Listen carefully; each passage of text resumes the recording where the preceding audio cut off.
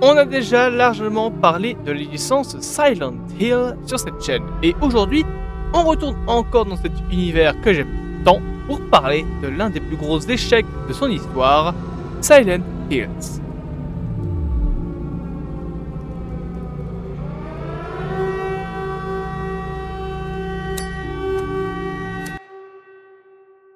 Alors, pour parler de Silent Hills, laissez-moi vous faire un résumé de ce qu'est Silent Hill, le jeu original. Silent Hill est une licence créée par Konami dont le premier opus sort en 1999. Et au cas où vous ne le sauriez pas, je suis très fan de la licence. Réponse de Konami face au Resident Evil de Capcom, Silent Hill se fait connaître par son côté beaucoup plus cinématographique et plus axé sur l'horreur psychologique et ses personnages que sur l'action, ce qui le différencie de Resident Evil ou Dino Crisis. En 2001 sort Silent Hill 2, suivi en 2003 de Silent Hill 3 et en 2004 de Silent Hill 4. Par la suite, la licence se perd un peu, à cause notamment de la dissolution de la Team Silent, la team qui était derrière les premiers jeux de la licence, en créant des spin-offs, des suites moins bonnes et des films pas fous. Mais en 2012, un nouveau souffle d'espoir semble renaître. Cette année-là, Konami décide de lancer la franchise en proposant la réalisation d'un jeu Silent Hill à deux mastodontes, Guillermo del Toro, réalisateur notamment de Hellboy et un an plus tard de Pacific Rim, mais le film n'était pas encore sorti cette année-là, et surtout Hideo Kojima. Connu pour sa technique de mise en scène, notamment avec Metal Gear Solid, Hideo Kojima est reconnu comme un auteur dans le monde du jeu vidéo. Dans le sens où il écrit, il réalise, il produit ses jeux et il a une patte, on va dire. Une patte assez présente.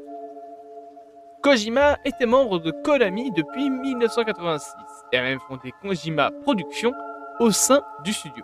C'est donc tout logique que Konami le choisit pour réaliser le prochain jeu de l'une de ses plus grosses licences. Si Kojima se disait au début frileux à l'idée de faire un jeu d'horreur, il décidera finalement qu'il n'y a pas mieux pour faire un jeu d'horreur que quelqu'un qui en a peur. Le jeu sera ainsi produit directement par Kojima Productions sur le moteur Fox, un moteur de jeu créé pour la licence Metal Gear Solid, c'est même de là que vient le nom. Kojima, fan de son cinéma, appelle donc Guillermo del Toro à participer au projet.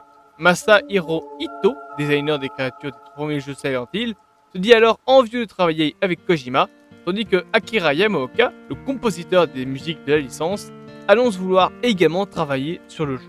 Il faudra également ajouter à tout cela que Guillermo del Toro fait venir Norman Reedus dans le jeu pour jouer le protagoniste.